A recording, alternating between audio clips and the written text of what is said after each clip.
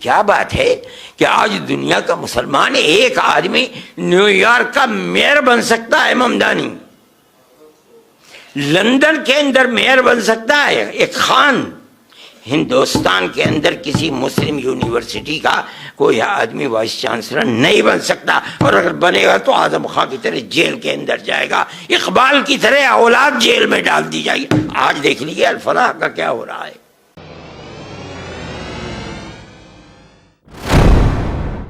आदाब, मैं हूं मुमताज आलम रिजवी और मैं बात करूंगा इस वक्त मुल्क के हालात की और जमीयत उलमा हिंद के सदर दारुल उलूम देवबंद के उस्तादुल हदीस मौलाना सैयद अरशद मदनी साहब की उनकी बयान से पिछले 3 दिनों से हंगामा मचा हुआ। एक बयान उन्होंने दे दिया और बयान दिया कि लंदन में अगर एक मुस्लिम मेयर हो सकता है, न्यूयॉर्क में एक मुस्लिम मेयर हो सकता है, लेकिन आज हिंदुस्तान की हालत यह है कि यहाँ कोई किसी मुस्लिम इदारे का वो वाइस चांसलर भी नहीं हो सकता। ये मौलाना अरशद मदनी साहब का बयान आया है और उसके बाद से हंगामा मचा हुआ है। सवाल पे सवाल दागे जा रहे हैं और उन्हें आतंकी का कह रहे हैं कि आतंकी का, आतंकवाद का समर्थन कर रहे हैं। ये उन पे इल्ज़ाम लग रहा है और मौलाना अरशद मदनी पर नहीं बल्कि पूरी जमीयत को कटघरे में खड़ा करने की कोशिश की जा रही। वो जमीयत उलमा हिंद जिसकी 100 साला तारीख है, जिसने मुल्क की जंग आज़ादी में अहम किरदार अदा किया और जिसने हमेशा कहा कि जो मुल्क की तकसीम हुई इस पे हम राजी नहीं थे, इस तकसीम का ठीकरा हम मुसलमानों पे मत फोड़ा जाए, बल्कि इसके लिए जिम्मेदार उस वक्त की पार्टी है। उन्होंने कांग्रेस को भी हमेशा कटघरे में खड़ा किया। उन्होंने हमेशा फिरका परस्ती की मुखालफत की, अमन व अमान और भाईचारे की बात की, लेकिन एक छोटी सी बात जब उन्होंने एक सवाल खड़ा कर दिया, आप देखिए अभी मैं क्यों ये बात कर रहा हूं। आप सोच रहे होंगे 3 दिन बाद ये क्यों। मैं इसलिए कि मौलाना अरशद मदनी साहब ने जब न्यूयॉर्क का जिक्र किया, वहां भी पॉलिटिक्स हुई, वहां पे भी आपने देखा होगा कि जो मेयर बने हैं ज़ोरान ममदानी, उन्होंने इलेक्शन के दौरान डोनाल्ड ट्रंप के अमेरिकी सदर को, आप जानते हैं, उनको तानाशाह कहा, उन्हें जेनोसाइड करने वाला कहा। उन्होंने हर वो लफ्ज कहा जो वो कह सकते थे, सारे इल्जामात लगाए और डोनाल्ड ट्रंप ने ज़ोरान ममदानी को जिहादी कहा। यह सब ऑन रिकॉर्ड मौजूद है, देख लीजिए। लेकिन जब वो मेयर बन गए, सब कुछ ठीक हो गया और डोनाल्ड ट्रंप और ज़ोरान ममदानी की मुलाकात होती है तो उनसे सवाल किया गया ज़ोरान ममदानी से कि क्या अब भी आप इन्हें तानाशाह कहते हैं, क्या अब भी आप इन पे इल्जाम लगाएंगे? तो वो कुछ जवाब देते कि डोनाल्ड ट्रंप ने रोक दिया और कहा कि ठीक है, आप हां कह सकते हो, कह दो, क्योंकि सफाई दोगे तो बहुत देनी पड़ेगी, हां कर दो बस। और जब डोनाल्ड ट्रंप से पूछा कि क्या ज़ोरान ममदानी जिहादी है, तो डोनाल्ड ट्रंप ने साफ इनकार कर दिया, कहा मैं नहीं मानता कि ये जिहादी।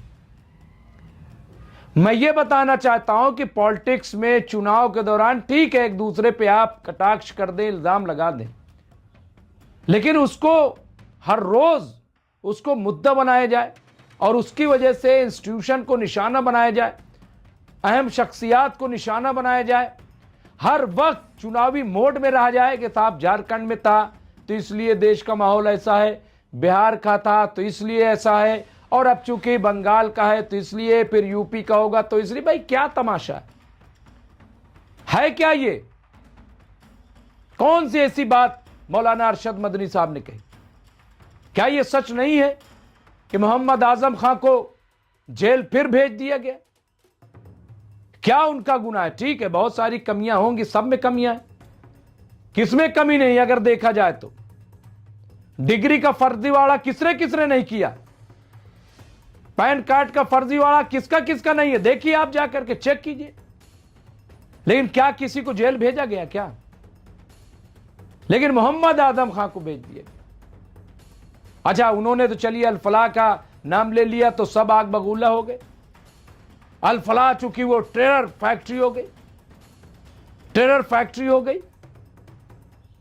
चलिए वो नाम ले लिया। लेकिन अलीगढ़ मुस्लिम यूनिवर्सिटी, जब उसको टेरर की फैक्ट्री जो लोग कहते हैं, जब जामिया मिलिया इस्लामिया जब उसको टेरर की फैक्ट्री कहते हैं, छोड़ दीजिए इन्हें, जेएनयू तक को, इतने बड़े बड़े इंस्टीट्यूशन जिनकी वजह से देश खड़ा है, जिनकी वजह से पूरी दुनिया में आज साइंटिस्ट, इंजीनियर वो भारत का झंडा बुलंद कर रहे हैं, उन्हें आप टेररिस्ट, दहशतगर्दी का इदारा कह देते हो और कोई कार्रवाई नहीं होती उनके खिलाफ। मौलाना अरशद मदनी साहब ने कहा तो वो आतंकवाद के समर्थक हो गए। इतनी अजीम शख्सियत मुल्क की, उन पे आपने सीधा सीधा तमाम चैनलों वालों ने इल्जाम लगा दिया ताकि टीआरपी बटोरी जाए।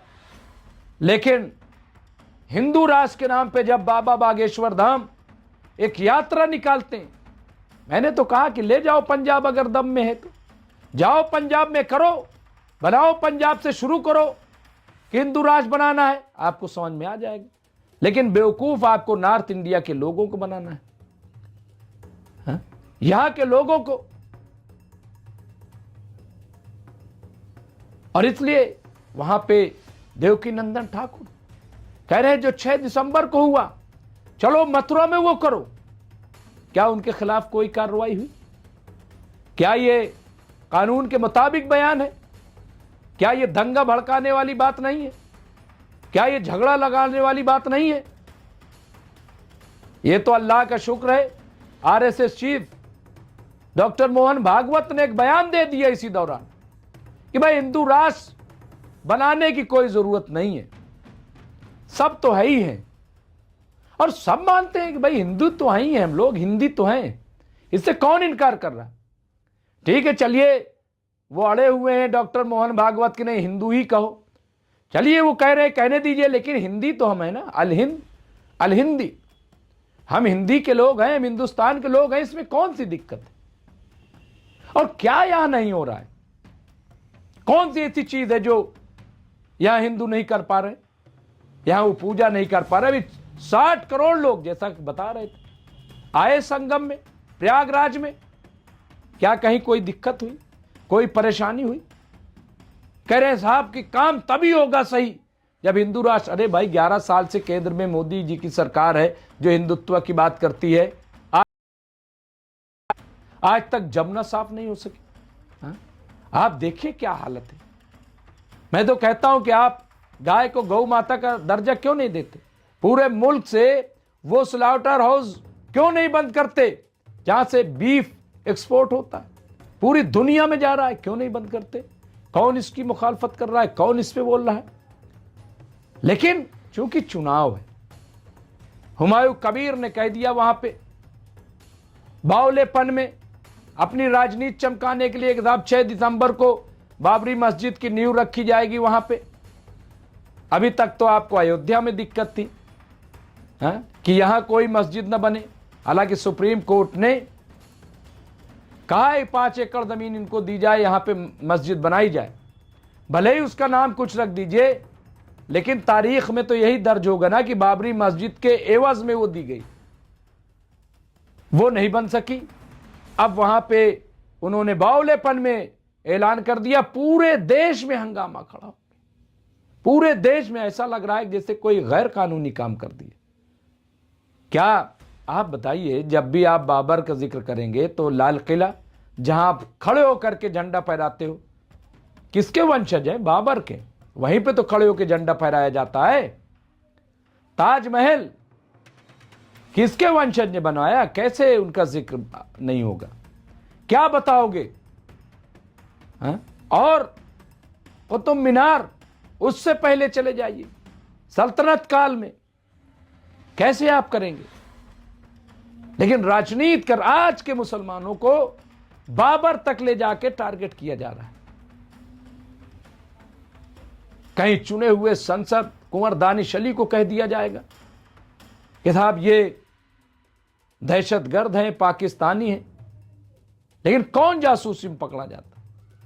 जो हमारे कौमी सलामती के मुशीर अजीत डोभाल जी ने क्या कहा प्रेस कॉन्फ्रेंस में कि मुस्लिम से ज्यादा गैर मुस्लिम पाकिस्तानियों के निशाने पे हैं और वो एजेंट बनते हैं। ये हमने तो नहीं कहा। नक्सल में कौन लोग हैं? हमने तो नहीं कहा।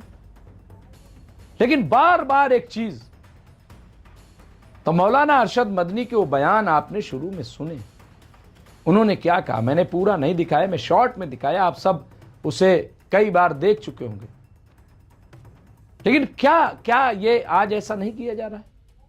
अगर ताज्जुब नहीं है तो मैं सवाल करना चाहता हूं कि जब मोदी जी ने अपनी कैबिनेट बनाई उसमें कोई मुस्लिम चेहरा क्यों नहीं था? क्या जफर इस्लाम इतने तालीम याफ्ता इस लायक नहीं थे? मुख्तार अब्बास नकवी जो भरपूर तजुर्बेकार है, पूरी जिंदगी बीजेपी के लिए लगा दी, अपनी कौम में ताने भी सहे, न जाने क्या क्या सुनते रहते हैं वो अपनी कौम से, लेकिन उसके बावजूद वो बीजेपी का झंडा पकड़े रहे, बीजेपी के नजरिए पे चलते रहे, कौम की गालियां सुनते रहे, लेकिन बीजेपी का झंडा पकड़े रहे। लेकिन क्या क्या क्या उनमें कमी है? आपके यहां तो कैसे कैसे लोग बने हुए हैं, उनको आपने नहीं बनाया। नौजवानों में आ जाइए, शहजाद पूनावाला, यंग, क्या कमी है उसमें? क्या लियाकत नहीं है? कैसा चेहरा आप चाहते हो? लेकिन आपको चूंकि एक मैसेज देना है, और फिर अगर कोई कह दे तो वो देशद्रोही हो गया। सच्ची बात कोई न कहे, हकीकी बात कोई न कहे। आपने सरदारों को नुमाइंदगी दे दी, जैन को नुमाइंदगी दे दी, सभी को आप नुमाइंदगी दे रहे हैं, लेकिन मुस्लिम को आपको परहेज है। इसलिए मौलाना अरशद मदनी साहब ने जो बात कही है उसको समझिए। देश का वकार खतरे में मत डालिए। पूरा देश आतंकवाद के खिलाफ खड़ा है। कहीं लैप्स होती है, कहीं अगर आपसे चूक हुई है तो उसको एक्सेप्ट कीजिए।